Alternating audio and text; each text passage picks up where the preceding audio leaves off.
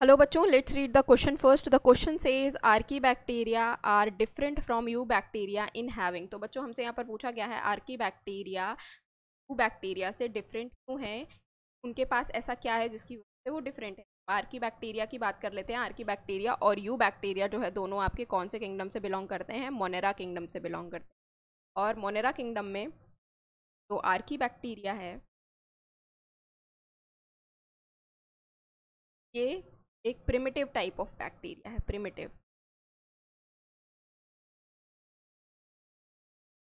और ये बैक्टीरिया जाने जाते हैं किस लिए? क्योंकि ये एक्सट्रीम कंडीशंस में सरवाइव कर सकते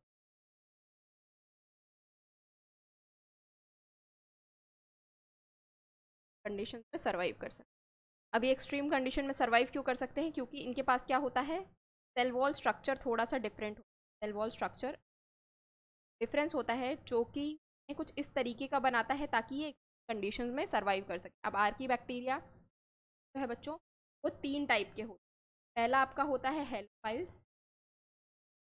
कैसे होते हैं? ये रह सकते हैं एक्सट्रीम सॉल्टी कंडीशन। दूसरा होता है आपका थर्मो एसिडोफाइल। ये आपको मिलेंगे हॉट स्प्रिंग में। एक्सट्रीमली एक्सट्रीमली हॉट जगह जो है ये आपको देखने को मिलेंगे। ये मिलेंगे आपको हॉट स्प्रिंग्स।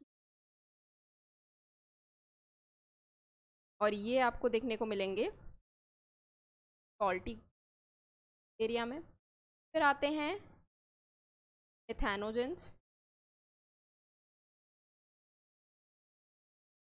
अब ये आपको कहाँ देखने को मिलेंगे? मिथेनोजेंस आपको देखने को मिलेंगे बच्चों कैटल के गट में। कैटल्स गट, चाहे वो आपकी काऊ हो बफेलो। अब ये तो हो गई बच्चों आर्की बैक्टीरिया की बात। अब हम देख लेते हैं यू बैक्टीरिया के बारे में। तो यू बैक्टीरिया को हम और क्या कहते हैं बच्चों? बैक्टीरिया कहते हैं। ये एग्जाम्पल क्या है बच्चों? इसका एक बेस्ट एग्जाम्पल है आपका साइनोबैक्टीरिया।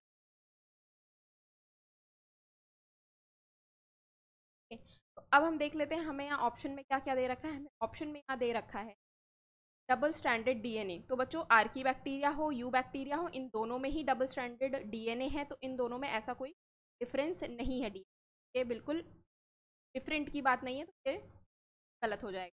सेकेंड दिया हुआ है डिफरेंट सेल वॉल। तो बच्चों डिफरेंट सेल वॉल स्ट्रक्चर आपको आर्की बैक्टीरिया में देखने को मिलेगा क्योंकि जो सेल वॉल स्ट्रक्चर है डिफरेंट, वो इन्हें ऐसा बनाता है ताकि वो एक्सट्रीम कंडीशंस में सर्वाइव कर पाएँ। तो सही स्टेटमेंट है। फ्लैजेला की बात करें तो बच्चों आपको दोनों ही ग्रुप में, चाहे वो आर्की बैक्टीरिया हो चाहे वो यू बैक्टीरिया हो, फ्लैजेला देखने को।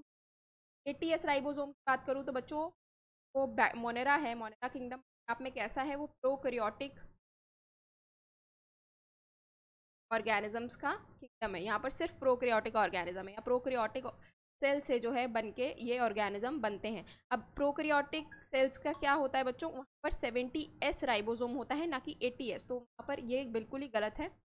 कैसा राइबोसोम होगा आपका? 70S होगा, तो गलत हो जाएगा। करेक्ट आंसर क्या होगा बच्चों? करेक्ट आंसर आपका होगा ऑप्शन नंबर बी। आप लोगों ऑल द बेस्ट।